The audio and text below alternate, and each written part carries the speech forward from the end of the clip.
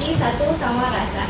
Baik, di video sebelumnya yang belum nonton harus klik dulu video sebelumnya. Kita di sebelum video sebelumnya kita sudah beberapa membahas mengenai paralegal, lalu mengenai penyidikan di Lantamal. Nah, sekarang kita kedatangan tamu yang sangat luar biasa dari pihak kepolisian, yang dimana beliau ini adalah seorang yang sangat luar biasa. Saya melihat nih aja karismanya udah mulai keluar. Saya nggak tahan lihatnya terus ya kamera nih kayaknya Pak. Ya langsung aja kita mungkin kenalan dulu ya sama bapaknya ya. Kita kedatangan narasumber AKP Rio Reza Parindra SHSIK. Beliau selaku Kasat Reskrim Polres Tanjung Pinang. Selamat datang Bapak, terima kasih sudah hadir di podcast kami. Jadi kebetulan Bapak adalah narasumber ketiga kami di video kami, yang insya Allah mungkin di video selanjutnya kami akan mengundang Bapak lagi ke belakang ya Pak ya. Boleh. Mungkin kita kenalan dulu Pak lebih mendalam ya tentang pribadi Bapak, karena dari sebelum videonya juga saya sudah bilang bahwa tidak kenal maka tidak sayang ya Pak ya. Oke, mungkin saya mau kenalan dulu dengan Bapak. Bapak lahir di mana, terus sekolah ngambil S1-nya di mana gitu, terus apakah ngambil polisinya dari SMA atau dari S1 gitu. Ya, saya jelas ya, nama AKP Rio Reza Parindra. Dan saya asli orang Palembang, lahir di Palembang, tahun ini 1987. Jadi sudah 34 ya, 34 tahun. Saya masuk sekolah di Akademi Kepolisian ya, tahun 2008 lulusnya, 2005 masuk, 2008 kemudian dilantik jadi perwira pertama polisi tugasan pertama kali di Sumatera Selatan. Kemudian saya lanjutkan sekolah lanjutan P3 perguruan tinggi kepolisian di Jakarta, dan langsung mendapatkan posisi penempatan kembali ya, di Bangka atau Belitung. Setelah itu dari Bangka Belitung kami berdinas kurang lebih hampir 2,5 tahun. Kita pindah lagi tugas ke Kepri yang lebih 3 bulan saya di Batam. Langsung ditugaskan kembali ke Tanjung Pinang ini sebagai Kasat Reskrim. Sebelumnya memang saya sudah 2 kali dapat Kasat Reskrim di Bangka, dan kebetulan juga dengan tema yang saat ini kita cybercrime, saya pernah ikut pendidikan kejuruan pengembangan kepolisian tentang cybercrime itu tahun 2010 ya, pernah mendapatkan sertifikat sebagai pendidik cyber. Nah, jadi pas sekali kan temanya dengan yang ini diminta, jadi saya pun kemarin diminta jadi narasumber ya bersedia, karena setidaknya kita pernah menangani dan mengetahui apa itu cybercrime. Kurang lebih itulah diri saya. Ya mungkin kenapa kami mengambil tema dan kebetulan mengundang Bapak sendiri karena sekarang banyak ya Pak isu-isu terkait cybercrime begitu, lalu teman-teman juga banyak meneliti. Kebetulan kita juga ada mata kuliah cybercrime sendiri, jadi mungkin jika di mata kuliah sendiri di kampus lalu di media sosialnya, lalu kami ingin menanyakan langsung kepada pihak kepolisian bagaimana sih begitu ya mengenai penyidikannya untuk cybercrime tersendiri, karena memang untuk teman-teman kami sendiri pun banyak Pak yang menjadi korban untuk cybercrime sendiri begitu Pak. Jadi mungkin teman-teman sendiri juga nanti penasaran gitu Pak, bagaimana sih cara penyidikannya gitu. Mungkin jadi agak tidak simpang siur gitu. Apalagi jika dari Bapak sendiri gitu kan yang memberi penjelasan seperti itu Pak. Jadi terima kasih banyak Bapak sudah mau mampir, sudah mau memberikan ilmunya kepada kita semua. Insya Allah bermanfaat kepada kami dan kepada teman-teman yang mau menonton. Oke, baik Pak. Mungkin langsung saja ya Pak ya. Tadi kata Bapak bilang bahwa Bapak sudah mempunyai sertifikasi sendiri ya Pak. Ya. Kalau untuk cybercrime sendiri ini Pak, mulai sejarahnya ini bagaimana Pak? Ya, cybercrime itu kan kalau apa itu tindak pidana cyber itu ya kalau secara harfiah kan ada cyber dan crime. Iya. Cyber artinya ya dunia maya ya, dunia maya. Kemudian crime jelas kejahatan. Jadi kita definisikan bahwa cybercrime itu adalah tindak pidana atau kejahatan yang terjadi di dunia maya yang melibatkan atau menggunakan jaringan komputer maupun komputer dan internet. Jadi kalau lingkupnya jelas ada dunia yang berbeda, ada TKP yang berbeda, sehingga bukan secara langsung. Jadi ada di dunia maya itu sendiri maupun melibatkan media sosial maupun yang lainnya. Itu mengenai aturannya tetap menggunakan undang-undang ITE, Pak? Aturannya undang-undang ITE pertama kali kan tahun 2008 ya, nomor 11 tahun 2008 pertama kali ada undang-undang ITE. Kemudian tahun 2016 ada lagi tentang merubah undang-undang tahun 2008 itu, tapi kurang lebih sama ya, hanya ada beberapa penekanan dan tambahan dan ada pengurangan pasal juga ancamannya, ancaman pidananya di Undang-Undang Nomor 19 tahun 2016 tentang ITE juga sama. Sama ya, Pak. Mungkin kalau menurut pandangan Bapak ini apa saja sih kejahatan yang dapat dikategorikan ke dalam cybercrime? Cybercrime ya. Sebenarnya cybercrime itu kalau di dunia itu banyak sekali ya.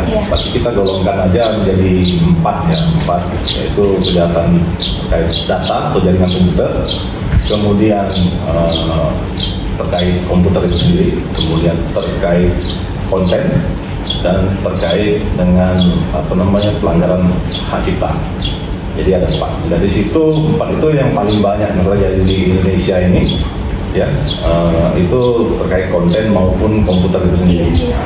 Komputer misalnya penipuan dan kejahatan lainnya, tapi kebanyakan penipuan online. Kemudian ada lagi terkait konten, nah itu juga banyak, dan misalnya yang penghinaan, pencemaran nama baik, kemudian pornografi juga masuk situ, atau yang menimbulkan sara ataupun intimidasi terhadap orang yang muatan kontennya yang melanggar privasi atau merugikan korbannya. Untuk tadi kasus yang Bapak sebutkan tadi itu sebetulnya apa sih Pak yang menjadi faktor penyebab utamanya gitu sehingga cybercrime ini terus bermunculan gitu di era sekarang? Kalau cybercrime itu ya, kalau menurut saya faktornya banyak sekali ya. Tapi kita kalau berbicara positifnya ada, dampak positifnya sangat besar, tapi kalau kita jelaskan ya sangat panjang ya, dan ada sisi negatifnya juga. Dan ini hal-hal faktor-faktor yang menyebabkan cybercrime ini kalau saya kaji lagi, saya analisa, itu ada kurang lebih ya 4 juga. Yang pertama SDM-nya sendiri, ya, manusianya itu sendiri, baik dia kemampuan dia maupun niat dia sendiri, dan niat untuk melakukan kejahatan itu sendiri. Kemudian ada lagi yang kita sebut sebagai medianya itu sendiri atau lingkungan ya, lingkungan yang menginginkan kita untuk mengekspresikan diri kepada dunia maya itu sendiri ya. Sekarang anak-anak anak remaja khususnya banyak menggunakan jaringan internet, sosial media, dia mengekspresikannya lewat itu. Jadi ada sisi positif, tapi satu lagi dia karena ingin mengekspresikan diri, akhirnya menyinggung atau melanggar hak-hak orang lain, sehingga telah terjadi tindak pidana. Jadi salah satu faktor penyebabnya juga itu. Kemudian sekarang lagi kita ini masa peralihan dari dunia yang sebenarnya fakta ke dunia yang maya. Contohnya apa? Contohnya misalnya sekarang kemarin kampanye politik aja sekarang menggunakan dunia maya. Sudah sangat tren. Pasti ada namanya buzzer macam itu. Nah, itu sehingga itu menimbulkan kejahatan dunia maya juga. Salah satunya. Jadi adaptasi yang kita ini belum siap, mungkin belum mengetahui secara seluruh atau terlalu banyak tahu tentang teknologi itu sendiri atau sosial media sendiri, privasi mana yang dilanggar. Nah, kita banyak yang belum tahu sehingga mengakibatkan merugikan pihak-pihak lain atau orang lain. Begitu. Mungkin satu lagi ya terkait peraturan-peraturan kita yang masih atau perundang-undangan kita yang masih bertentangan satu sama lainnya. Contohnya misalnya ada undang-undang keterbukaan informasi publik. Misalnya ada kejahatan itu, salah satu kejahatannya kan ada seperti meretas data atau pencurian data, illegal access dan lain sebagainya, itu kan yang terkait dengan jaringan atau sistem komputer ya. Nah, kejahatan-kejahatan itu masuknya golongan cybercrime, tapi disebabkan oleh faktor media itu sendiri, media atau alatnya itu sendiri yang kita gunakan. Jadi undang-undang yang peraturan ini itu yang menjadi faktor. Jadi menurut pemahaman kita, undang-undang ini tidak melanggar, sah-sah saja minta keterbukaan informasi publik nih, alasannya begitu. Tapi berbenturan dengan misalnya undang-undang perbankan, rahasia bank, kita minta informasi bank itu ternyata salah. Akhirnya itulah timbul cybercrime. Jadi faktornya kurang lebih ya 4 faktor itu: manusianya, kemudian alatnya, lingkungan, dan adanya perbedaan perundangan yang masih. Banyak ya Pak ya kasus sekarang yang di mana cybercrime ini hingga dinaikkan ke kantor polisi sendiri Pak. Lalu dalam penyidikannya Pak, itu bagaimana ya Pak? Ya, penyidikan atau pelaporan misalnya terjadinya tindak pidana itu bisa dilakukan di Polres, untuk tingkat Polres ini, tingkat kota ataupun kabupaten, langsung datang ke Satreskrim atau unit Tipiter, karena ini membawahi cybercrime. Tapi kalau di Polda itu ada sendiri subdit cybercrime ya.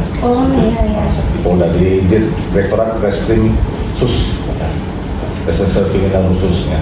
Tapi kalau dari Polres itu datang langsung ke Satreskrim karena dia masih membawahi unit Tipiter, tindak pidana tertentu. Di situ masuk dalam unitnya ada cybercrime. Jadi langsung datang lapor, bawa kontennya, apa yang dilanggar, kita analisa dulu ya, orang yang melapor, kita analisa apakah ini memang masuk kejahatan cybercrime, penyelesaian bagaimana, apakah perlu kita teruskan ke tingkat Polda, apakah bisa kita selesaikan di tingkat Polres. Baik, kalau untuk di Tanjung Pinang sendiri Pak, apakah banyak atau memang ada beberapa gitu untuk kasus cybercrime ini Pak? Banyak sekali, banyak sekali, kurang lebih dari 2020 sampai 2021 ini sudah 120-an. Memang tingkatnya masih pengaduan ya, tapi ada beberapa yang sudah jadi laporan polisi. Yang polisi yang memang sudah tingkatnya sudah berat-berat, ibaratnya sudah memang menimbulkan kerugian yang cukup besar. Contoh ada penipuan, pernah kita ungkap, itu ada kalau tidak salah miliaran rupiah uangnya karena penipuan itu, dan sudah diproses tahun lalu ya. Kemudian juga ada kasus pornografi, menyebarkan konten video porno, sudah pernah kita proses di tahun ini awal tahun kemarin kita tangkap dan sudah dalam proses ini. Kemudian kasus-kasus yang lainnya itu memang banyak sekali penipuan yang masih masih belum kita selesaikan, dalam artian masih berproses dalam rangka penyelidikan, karena itu tadi yang saya sampaikan, dunianya maya, IKP-nya sangat luas, jadi ada keterbatasan hambatan-hambatan juga yang kita punya. Untuk konsep penyidikannya sendiri Pak, untuk cybercrime ini apakah sama atau berbeda dengan tindak pidana lainnya Pak? Ya, berbeda. Itu tadi kalau tindak pidana lainnya kan kita bisa laporkan ke tingkat polsek. Kalau yang lainnya kalau untuk cybercrime ini memang dia kita khususkan memang ada di Polres untuk tingkat kabupaten atau kota. Jadi penanganannya juga, penyidiknya juga harus yang berbeda. Memang sudah paling tidak minimal sudah mengikuti pelatihan. Jadi harus ada pelatihannya juga. Iya, pelatihan karena kita kan dalam pembuktian hukum pidana itu ada namanya pembuktian ya, apa alat bukti. Alat bukti kan salah satunya adalah dokumen elektronik dalam undang-undang ITE itu. Jadi itu tata cara pengambilan ininya juga itu tidak sembarangan karena memang harus berdasarkan hukumnya. Oh, jadi memang kalau untuk penyidiknya sendiri berbeda ya Pak? Berbeda di unit. Oh, itu sertifikasinya memang dikeluarkan dari mana itu Pak? Dari Polda atau dari mana Pak? Ya dari lembaga sertifikasi. Oh. LSI lembaga sertifikasi. Ada kompetensi penyidik. Lalu untuk sarana dan prasarana dalam melakukan penyidikannya itu bagaimana Pak? Memang ini agak berbeda. Jadi kalau orang yang mau datang melapor, misalnya kita lihat ada penghinaan ataupun pencemaran nama baik, tergantung apa kasus yang dilaporkan. Jadi sarana prasarana ya tentunya kita paling tidak ada alat bukti ya berupa dokumen ataupun rekaman ataupun video ataupun data-data lainnya, bahkan komputernya itu sendiri ataupun gadgetnya itu sendiri yang kita dibawa sama kita itu harus diperiksakan ke laboratorium lab forensik, namanya forensik, komputer forensik. Kemudian sudah mendapatkan hasil labnya itu apakah memang ada pelanggaran ini, apakah mengandung unsur yang sesuai dengan pidananya, baru kita bisa dijadikan alat bukti. Jadi memang tata cara baik penyitaan maupun pelabelan barang buktinya pun memang berbeda dengan ya Pak. Jadi dia harus ada pelatihan khusus tersendiri. Lalu untuk alat-alat yang barusan tadi disita itu Pak, nanti ketika memang dikatakan memang salah gitu Pak, itu barang-barangnya dimusnahkan atau bagaimana itu Pak? Ya itu nanti kita ada menunggu dari keputusan pengadilan ya. Di pengadilan dia yang akan melakukan eksekusinya dari kejaksaan nanti apakah bisa dimusnahkan maupun diperintahkan untuk menghapus konten misalnya sudah terlanjur itu memang ada dari, tapi harus menunggu dari pengadilan. Oh, jadi harus ada putusan ya, pengadilan. Apakah ada kewajiban misalnya ada salah satu badan hukum misalnya melanggar cybercrime itu diperintahkan untuk yang sudah tidak relevan lagi kontennya ini diperintahkan untuk dihapus.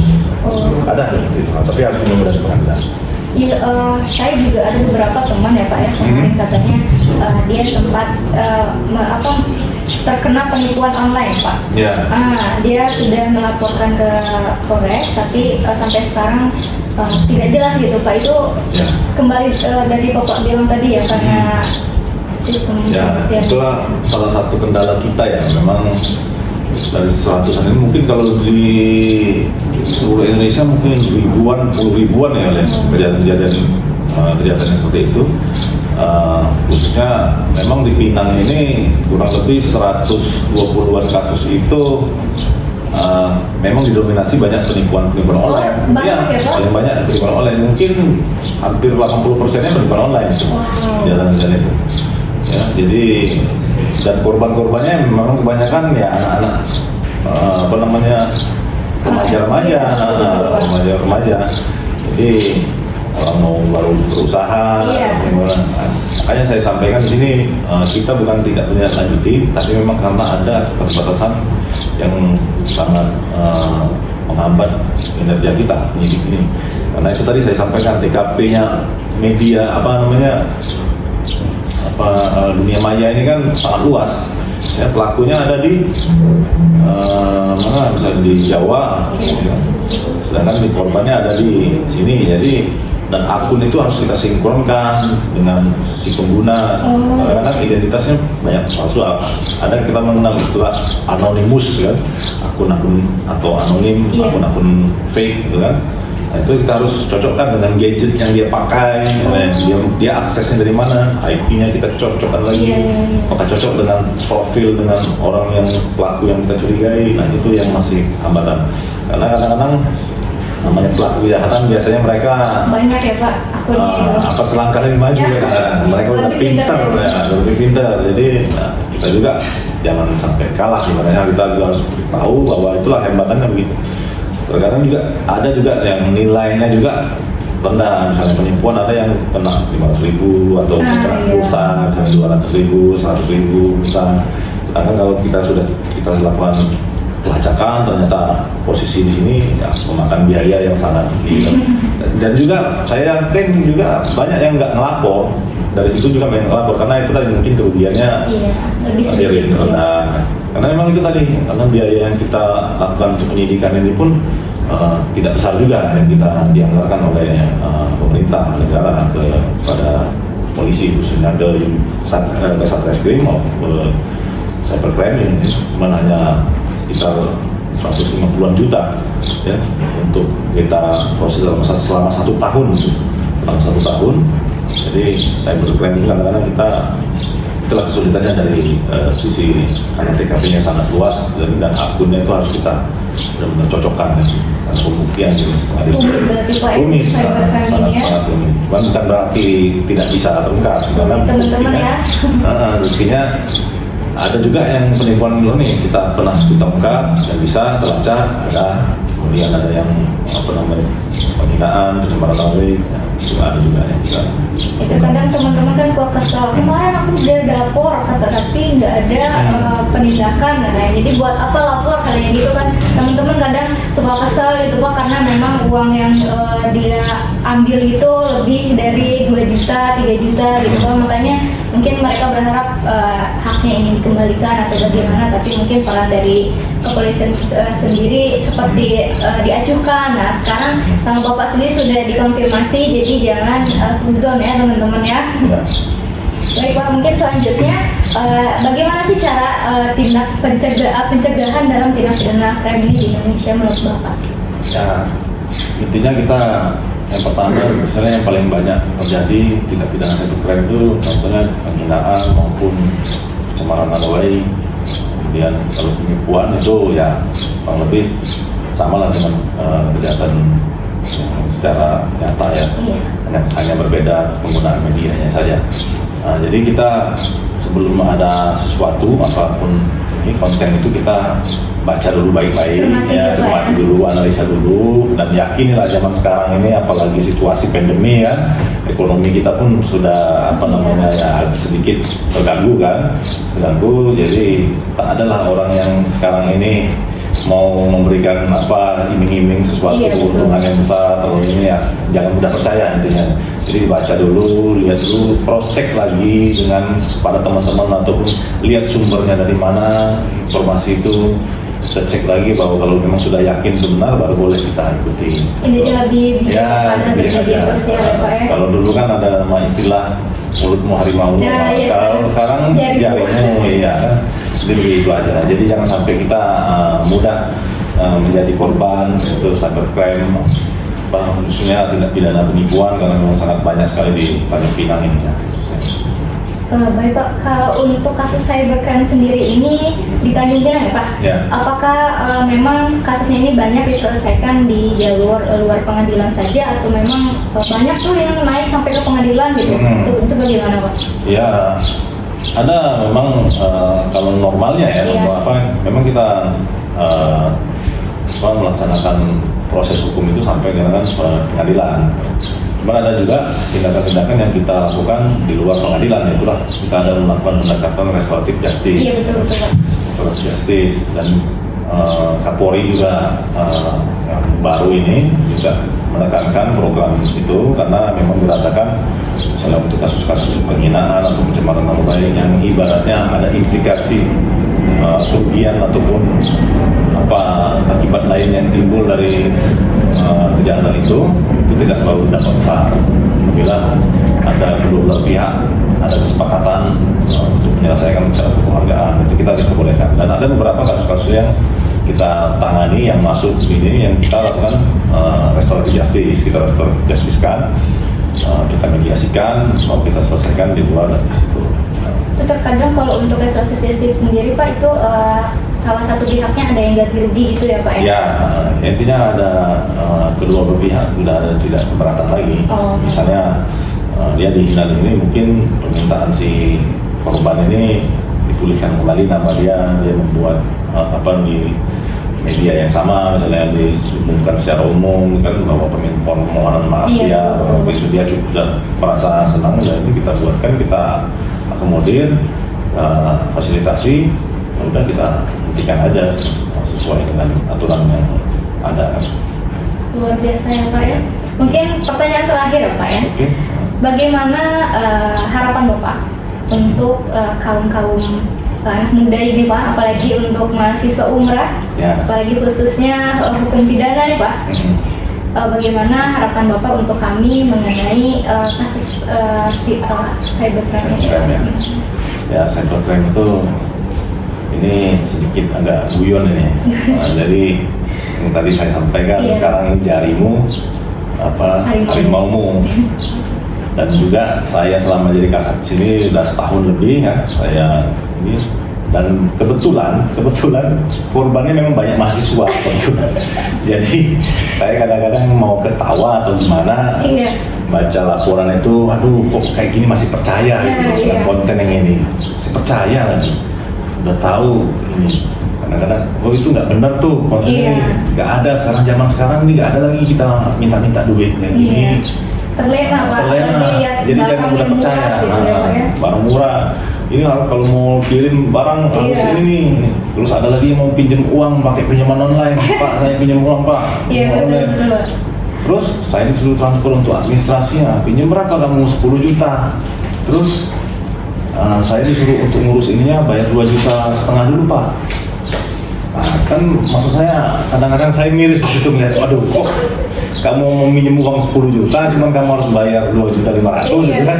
Kok kamu nih yang Mau aja. gitu, mudah sekali. Wah, jangan-jangan memang udah berduit nih Iya. anak ini. Nah, di situ jadi agak lebih hati-hati lagi, makanya saya bilang ini agak sedikit lucu. Iya. Tapi saya buka aja nih, mahasiswa kebetulan Ya, banyak. mahasiswa Jadi, nih. hati-hati, jadi jangan mudah percaya. Iya. Baik itu pinjaman online, itu iklan-iklan yang terlalu bombastis, yang terlalu itu, jangan terlalu. Kita cek dulu kebenarannya, karena sekarang itu tadi banyak yang menggunakan nama ataupun Hoax ya, Pak, akun banyak hoax. hoax. Nah, berita itu tidak benar, informasi itu tidak benar. Banyak. Jadi lebih bijak lagi dan gunakanlah gadget Sesuai kawan-kawan kebutuhan ya, Pak, ya. sesuai dengan kebutuhan dan tidak melampaui batas. Gitu lah. Semangat teman-teman, jangan sembarangan pakai jarimu, itu berbahaya. Baik Pak, mungkin sekian dari kami, pertanyaan kami. Terima kasih banyak Bapak Ya. sudah mau hadir dan berbagi ilmunya yang sangat luar biasa. Jadi ini menjadi klarifikasi terhadap teman-teman yang Ya. merasa tertipu terhadap cybercrime sendiri seperti itu. Baik, terima kasih Bang.